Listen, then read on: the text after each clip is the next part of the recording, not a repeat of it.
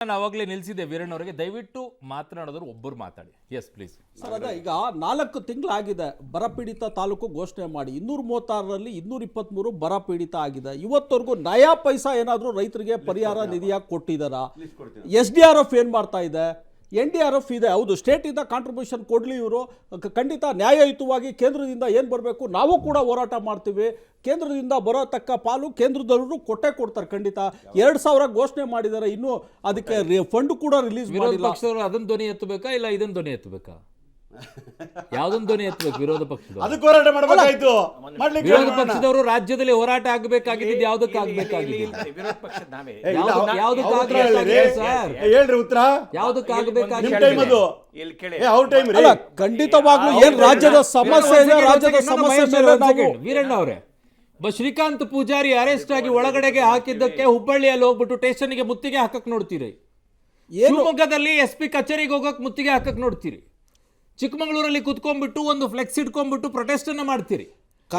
ಇಡೀ ರಾಜ್ಯಾದ್ಯಂತ ಪ್ರತಿಭಟನೆ ಮಾಡಕ್ ಮುಂದೆ ಆಗ್ತೀರಿ. ಯಾಕೆ 223 ತಾಲೂಕುಗಳಲ್ಲಿ ಬರಗಾಲ ಬಂದಿರೋ ವಿಚಾರದಲ್ಲಿ ಒಬ್ಬರಾದ್ರೂ ಬೀದಿಗಿಳಿದು ಹೋರಾಟ ಮಾಡಿದ್ರು? ಹುಬ್ಬಳ್ಳಿಯ 92ರ ದೊಂಬಿ ಪ್ರಕರಣದಲ್ಲಿ ಮಾತ್ರ ಈ ಹೋರಾಟ ಪ್ರತಿಭಟನೆ ನಡೀತಾ ಇರೋದು. ಕರ ಸೇವಕರನ್ನ ಯಾವ ರೈಟ್ಸ್ ಇದೆ ನಿಮಗೆ ಬರ ಬಂದಿರೋದ್ರ ಬಗ್ಗೆ ಮಾತನಾಡಕ್ಕೆ? ಅಲ್ಲ, ಖಂಡಿತ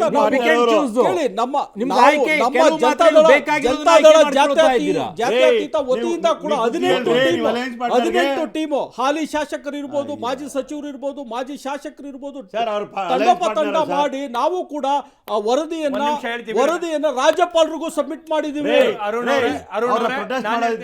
ರಾಜ್ಯದ ಆಗೋಗಳ ಬಗ್ಗೆ ರಾಜ್ಯ ಸರ್ಕಾರ ಇವರು ಅಲ್ಪಸಂಖ್ಯಾತರಿಗೆ 10,000 ಕೋಟಿ ಅಂತ ಹೇಳ್ತಾರೆ. ಬಜೆಟ್ ಅಲ್ಲಿ ನಿಗದಿ ಆಗಿರೋದು 4,000 ಕೋಟಿ, 10,000 ಕೋಟಿ ಕೊಡೋಕ್ಕೂ ರೆಡಿ ಅಂತಾರೆ. ಆದ್ರೆ ಇವತ್ತು 4 ತಿಂಗಳಾಗಿದೆ ಘೋಷಣೆ ಮಾಡಿ ಬರಪೀಡಿತ ತಾಲೂಕು ರೈತರಿಗೆ ಒಂದು ನಯ ಪೈಸೆ ರಿಲೀಸ್ ಮಾಡಿಲ್ಲ, ಮಾಡೋಕ್ಕೂ ಆಗ್ತಾ ಇಲ್ಲ. ಬರೀ 2,000 ಕೊಡ್ತೀವಿ ಅಂತ ಹೇಳಿದ್ರೆ ಇನ್ನು ಅದು ಕೂಡ ಬಗ್ಗೆನೂ ಕೂಡ ಏನು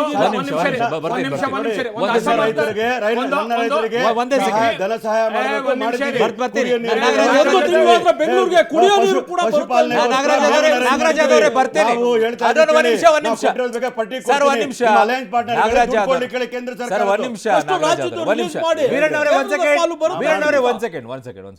ಮಹೇಶ್ ಅವರು ನೀವು ಆನ್ಸರ್ ಮಾಡಿ ನನಗೆ.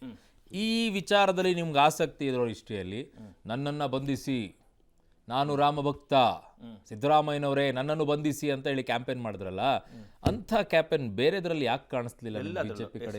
ಒಳ್ಳೆ ಪ್ರಶ್ನೆ ಕೇಳಿದ್ರಿ. ಏನು ಅಸಮರ್ಥ ಸರ್ಕಾರ ಕಳೆದ 6 ತಿಂಗಳಿಂದ ಈ ರಾಜ್ಯದಲ್ಲಿದೆ. ಆ ಅಸಮರ್ಥ ಸರ್ಕಾರದ ವಿರುದ್ಧ ಪ್ರತಿದಿನ ನಾವು ಪ್ರತಿಭಟನೆ ನೋಡ್ಲಿಲ್ಲ ಯಾರು. ಪ್ರತಿ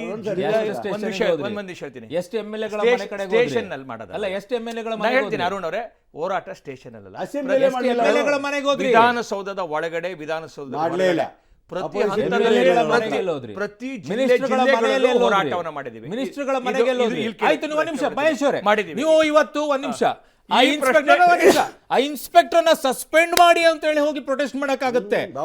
ಆಯಾ ಜಿಲ್ಲೆಗಳಲ್ಲಿ ಜಿಲ್ಲಾ ಉಸ್ತುವಾರಿಗಳು ನೀವು ಕೆಲಸ ಮಾಡ್ತಾ ಇಲ್ಲ, ಬರ ಪರಿಹಾರವನ್ನ ಕೊಡ್ತಾ ಇಲ್ಲ ಅಂತ ಒಬ್ಬರಾದ್ರೂ ಜಿಲ್ಲಾ ಉಸ್ತುವಾರಿಯನ್ನ ಇಳಿಸಿ ಅಂತ ಹೋರಾಟ ಮಾಡಿದ್ರು. ಅನೇಕ ಜಿಲ್ಲೆಗಳಲ್ಲಿ ಮಾಹಿತಿ ಕೊರತೆ, ಇಡೀ ರಾಜ್ಯವ್ಯಾಪಿ ಹೋರಾಟ ಮಾಡಿರ್ತಕ್ಕಂಥದ್ದು. ನಾನು ಕೇಳ್ತೀನಿ, ಕಾಂಗ್ರೆಸ್ಸಿನ ವಕ್ತಾರರಿಗೆ ಪ್ರಶ್ನೆ ಮಾಡ್ತೇನೆ. ಇವರು 2,000 ರೂಪಾಯಿ ಪ್ರತಿ ಎಕರೆಗೆ ಅಂತ ಅದು ಮಾತ್ರ ಅಲ್ಲ, 2,000 ಅದು ಮಾತ್ರ ಅಲ್ಲ,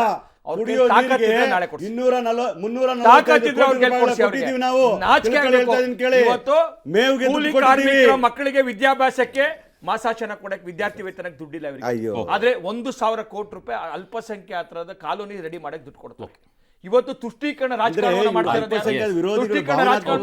ಒಂದು ಅಸಮರ್ಥ ಸರ್ಕಾರ, ಒಂದು ಅಸಮರ್ಥ ಸರ್ಕಾರ, ಒಂದು ಅಸಮರ್ಥ ಸರ್ಕಾರ.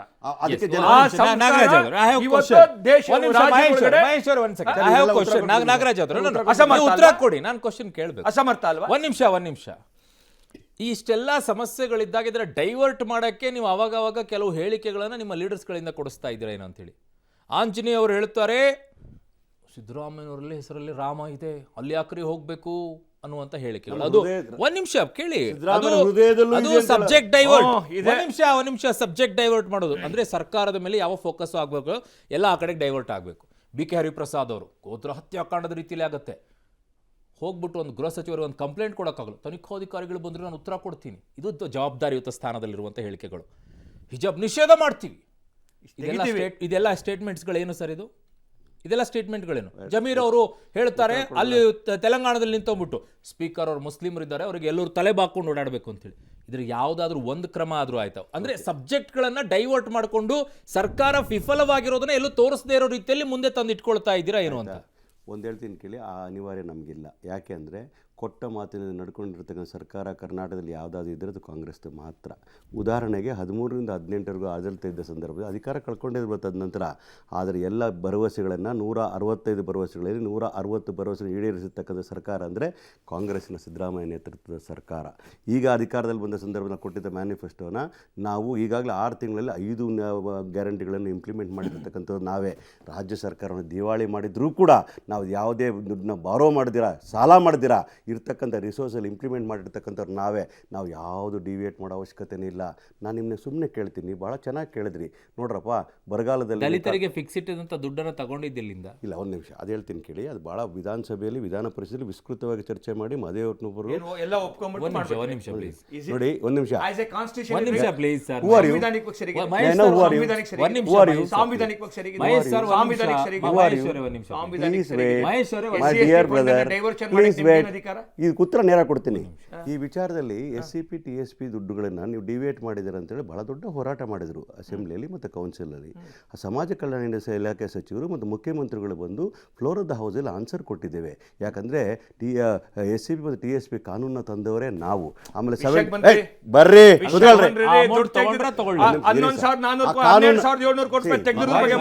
Spoiling the debate. ನಾನು ಹೇಳ್ತೀನಿ, ಈ ಒಂದು ಫಂಡನ್ನ ಕ್ರಿಯೇಟ್ ಮಾಡಿದ್ದು ಕೂಡ ಬಜೆಟ್ ಅಲೋಕೇಶನ್ ಜನಸಂಖ್ಯೆ ಅನುಗುಣವಾಗಿರಬೇಕು.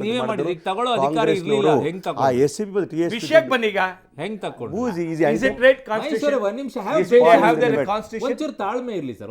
ನಾನೇನು ಹೇಳ್ತಾ ಇದ್ದೀನಿ, ಆ 11,000 ವಿಚಾರ ಬಂದಾಗ ಅದನ್ನು ಆನ್ಸರ್ ಮಾಡಿದ್ದೇವೆ.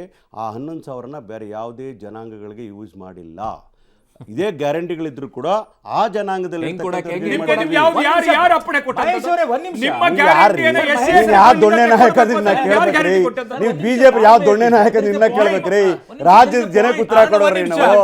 ಒಂದ್ ನಿಮಿಷ ನಾಗರಾಜ, ಗ್ಯಾರಂಟಿಗಳಲ್ಲಿ ನೀವು ಬೈಫರ್ಕೇಶನ್ ಮಾಡ್ಬಿಟ್ಟು ಬರೀ SC/ST ಗೆ ಹೆಂಗ್ ಕೊಡಕ್ಕಾಗತ್ತೆ? ಹೆಂಗ್ ಕೊಡ್ತೀರಾ ಗ್ಯಾರಂಟಿಗಳಲ್ಲಿ? ಉತ್ತರ ಹೇಳ್ತೀನಿ ಕೇಳಿ. ನಾವು ಒಂದು ಶಕ್ತಿ ಯೋಜನೆನ ಕೊಡಬೇಕಂತ ಸಂದರ್ಭದಲ್ಲಿ ನಾವು SC/ST ಕೊಟ್ವಿ, ದಲಿತರು ಹೇಳಕ್ ಬರಲ್ಲ. ಅದನ್ನ ಹೆಂಗ್ ಯುಟಿಲೈಸ್ ಆಯ್ತದು? ಕೇಳಿ, ಎಲ್ಲ ಯೋಜನೆಗಳು ಕೊಡೋ ಸಂದರ್ಭದಲ್ಲಿ ಪಾಪ್ಯುಲೇಷನ್ ಇರತಕ್ಕಂಥ 20.1% ಇರತಕ್ಕಂಥ SC/ST ಕೊಡಬೇಕಾಗಿರ್ತಕ್ಕಂಥ ಸಂದರ್ಭದಲ್ಲಿ ಸ್ವಲ್ಪ SC/ST ಖಂಡಿತವಾಗ್ಲೂ ಮಾಡಲ್ಲ. ಯಾಕಂದ್ರೆ ಒಂದ್ ನಿಮಿಷ ಪ್ಲೀಸ್. ಅದಕ್ಕೆ ಸೀಮಿತವಾಗಿರುವಂತಹ 11,000 ಕೋಟಿಯನ್ನ ನೀವು ಬೇರೆದವರಿಗೂ ಯುಟಿಲೈಸ್ ಮಾಡಿದ್ರಿ. ಅದನ್ನು ಅವರ ಕಲ್ಯಾಣಕ್ಕೋಸ್ಕರ ಬಳಕೆ ಮಾಡಬೇಕಾದಂತ ದುಡ್ಡನ್ನ ಬೇರೆಯವರು ಅಂತದ್ದನ್ನ ಹೇಳಿ ಸ್ಪಷ್ಟವಾಗಿ ಇವ್ರು ತೆಗೆದುಕೊಂಡು SC/ST ಹಣವನ್ನ ತೆಗೆದುಕೊಂಡು ಇವರು ವೋಟ್ ಬ್ಯಾಂಕ್ ರಾಜಕಾರಣಕ್ಕೆ ಇವ್ರು ಯಾರಿಗೆ ಇವ್ರಿಗೆ ವೋಟ್ ಕೊಡ್ತಾರೆ, ತುಷ್ಟೀಕರಣವನ್ನ ಮಾಡ್ತಾರೆ. ಅವ್ರಿಗೆ ಕೊಟ್ಟಿರ್ತಕ್ಕಂಥದ್ದು ಈ ರಾಜ್ಯದ ದಲಿತರಿಗೆ ಅನ್ಯಾಯ ಮಾಡಿರ್ತಕ್ಕಂಥದ್ದು ಬಿಜೆಪಿಯವರು. ಕಾಂಗ್ರೆಸ್ ಸಂವಿಧಾನವಾಗಿ ಇವತ್ತು 12,700 ಕೋಟಿ ರೂಪಾಯಿ ದುಡ್ಡು ತಗೊಂಡಂತದ್ದು ಗೊತ್ತಾಯ್ತಾನೆ. 12,700 ಕೋಟಿ ರೂಪಾಯಿ ತೆಗೆದುಕೊಂಡು ಇವತ್ತು ತಮ್ಮ ಪಾರಂಪರಿಕ ವೋಟ್ ಬ್ಯಾಂಕ್ ಮುಸಲ್ಮಾನರಿಗೆ ಹಚ್ಚಿರುವಂತ ಕೆಲಸ ಮಾಡಿದ್ರು. ದಲಿತರ ಹಣವನ್ನ ತೆಗೆದುಕೊಂಡೋಗಿ ಮುಸಲ್ಮಾನರಿಗೆ ಮುಸಲ್ಮಾನರಿಗೆ ನಾನು ಕೇಳ್ತಾ ಇದ್ದೀನಿ, ಇವ್ರಿಗೆ ದಲಿತರ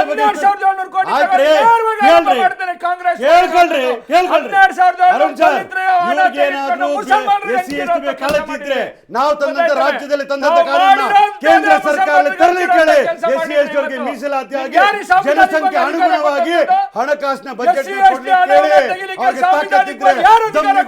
ಅವ್ರು ನಿಜವಾದ ಮನುಷ್ಯರಾದ್ರೆ, ಸಂವಿಧಾನದ ಬೆಲೆ ಇದ್ರೆ, ಅಂಬೇಡ್ಕರ್ ಗೌರವ ಇದ್ರೆ, ಈ ರಾಜ್ಯದ ಬಗ್ಗೆ ದೇಶದ ಬಗ್ಗೆ ಸರ್ ಒಂದ್ ನಿಮಿಷ ನಾಗರಾಜ್ ಸರ್ ಒಂದ್ ನಿಮಿಷ ಒಂದೇ ಲೈನ್ ಸರ್. ನಾನು ಹೇಳ್ತಾ ಇದ್ದೀನಿ, SCP ಮತ್ತು TSP ಏನ್ ತಂದ್ವಿ ನಾವು, ಆ ತರ ಬದ್ಧತೆ ಇದು ಬಗ್ಗೆ ಮಾತಾಡೋದಾದ್ರೆ ಕೇಂದ್ರ ಸರ್ಕಾರ ತರಲಿಕ್ಕೆ ತರ ಯೋಜನೆನ SC/ST ಅವರ ಜನಸಂಖ್ಯೆ ಅನುಗುಣವಾಗಿ ಬಜೆಟ್ ನ ಅವಾಗ ಮಾತಾಡ್ರಿ. ಯೋಗ್ಯತೆ ಇಷ್ಟೆಲ್ಲ ಮಾತಾಡ್ತೀರಾ? ಆ 70 ತೆಗೆದವ್ರು ಯಾರ್ರಿ? ನಾವು ತೆಗೆದವರು. ಓಕೆ ಫೈನ್, ನನಗೆ ಕೇಳಕ್ ಬಿಡಿ. ಒಂದ್ ನಿಮಿಷ ಸರ್, ಒಂದ್ ನಿಮಿಷ ಅಂಬೇಡ್ಕರ್ ವಿರೋಧಿಗಳು ನೀವು, ಹಿಂದೂಗಳಿಗೂ ವಿರೋಧಿಗಳು ಮಾಡ್ತಾ ಇದ್ದಾರೆ. ಒಂದ್ ನಿಮಿಷ ಮನುಷ್ಯತ್ವ